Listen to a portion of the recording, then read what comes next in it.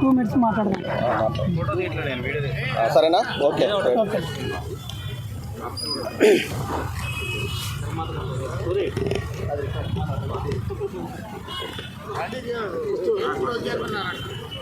మన మిత్రులందరికీ, మన గ్రామం, మన కాలనీ, మన సోదరులు, మన మిత్రులు, శ్రేయోభిలాషులు, అన్నలు, తమ్ముళ్ళు అందరికీ పేరు పేరున ఈ శుభ సందర్భంగా కృతజ్ఞతలు తెలియజేసుకుంటున్నాను.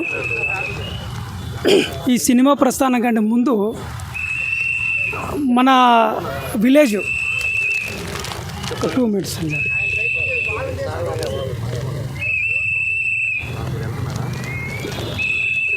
ఈ సినిమా ప్రస్థానం మన ఊరు నుంచే నాకు మొదలైంది. 1వ తరగతి నుంచి ఎంతో కాలం శ్రమించా. ఊరు నుంచి ఎంతో అనుభవంతో నేను ఇక్కడికి వచ్చాను. సో లక్ష్మణ్ ఈ సినిమా ప్రస్థానంలో నాతో పాటు జర్నీ చేసిన ఒక ముఖ్యమైన పర్సన్. మా చిన్నప్పుడు ఒక 3-4 క్లాసులు కూడా ఉండవు. 3-4 క్లాసులు కూడా ఉండవు. ఒక సినిమా పోస్టర్ను మోయటానికి 2 మనుషులు కావాలా. రైట్ ఒకడు, లెఫ్ట్ ఒకడు. కంతుల తాత డబ్బు కొట్టుకుంటూ ముందు పోతుంటే మీ ఇద్దరం సినిమా పోస్టర్ మోసుకుంటూ ఊరు మొత్తం తిరిగేవాళ్ళం. ఈ జ్ఞాపకం నా జీవితాన్ని ఇలా మార్చేసింది.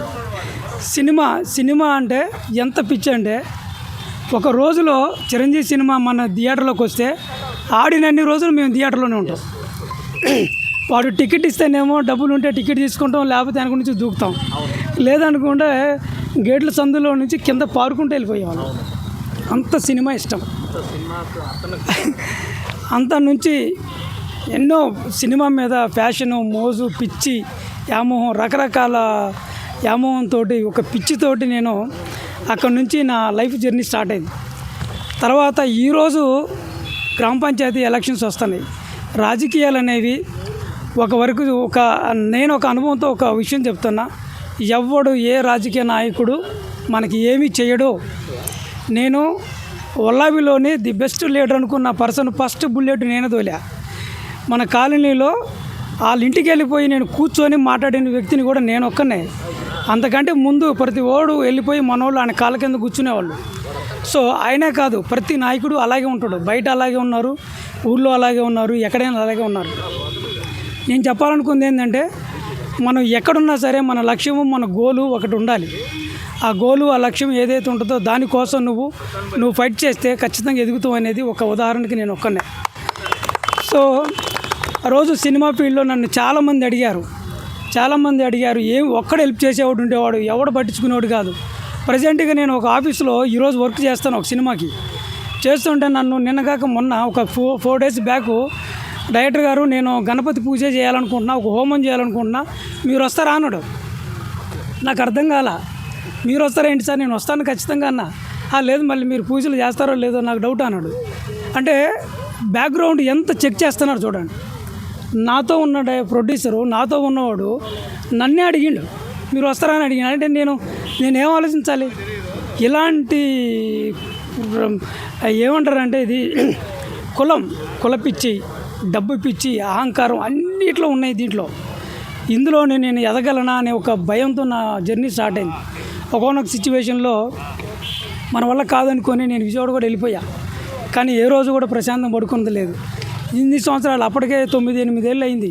చదువు వదిలేసా, ఇల్లు వదిలేసా, అన్నీ వదిలేసా, టోటల్గా జీవితాన్ని వదిలేసా. సో ఏం చేయాలి? నేను ఇక్కడికి వచ్చేసి బతకడం కోసం నేను బతకాలా? ఈ బతికేది ఏదో ఫస్ట్ నుంచి బతుకుంటే ఇందాక లక్ష్మణ్ చెప్పినట్టు నిజంగా ఒక పెద్ద పొలిటీషియన్ అయిపోయాను. ఆ రోజుల్లో ఒక మేజర్గా మన గ్రామ పంచాయతీకి ఒక ప్రెసిడెంట్ అయిపోయాను, ఎన్నో చేసేవాడిని. కానీ నేను ఒకటే ఎంచుకున్న లక్ష్యం ఏంటంటే, సినిమా ఏమైపోయిన పర్లా, మన జీవితం, మన లైఫ్ ఏమైపోయిన పర్లా అనుకొని అక్కడ నుంచి నేను సినిమా జర్నీ స్టార్ట్ చేశా. ఎన్నెన్నో అవమానాలు, కష్టాలు, కన్నీళ్ళు అన్నీ ఉన్నాయి. కానీ ఈరోజు ఇందాక మన సురేష్ గారు చెప్పారు, ప్రతి సినిమాని నేను మన గురించే ఉంటుంది. మన జాతి లక్షణాలు, మన జాతి పడే స్ట్రగ్లింగ్లోనే ఉంటుంది. మన సినిమాలో ఒక డైలాగ్ రాశాను, మన సురేష్ గారు రాశారు. ఒక హీరోయిన్ ఒకడికి చెప్పుద్ది అనమాట, భారత రాజ్యాంగాన్ని ప్రతి స్కూల్లో బోధించండి. మనిషికి రాజకీయం అంటే తెలుసుద్ది, వాడు ఎలా బతకాలో తెలుసుద్ది, మత గ్రంథాలు అవి ఇవి కాదు. మత గ్రంథాలతో పాటు భారత రాజ్యాంగాన్ని కూడా బోధించండి అని ఒక పెద్ద డైలాగ్ పెట్టాము. ఎక్కడో నాకు తెలియదు, దరిదాపుగా ఒక 5 మిలియన్స్ వ్యూస్ ఉన్నాయి దానికి. నాకు ఒకటి పంపించిండు, ఏంటి ఈ సినిమా మీ డైలాగ్ దిగన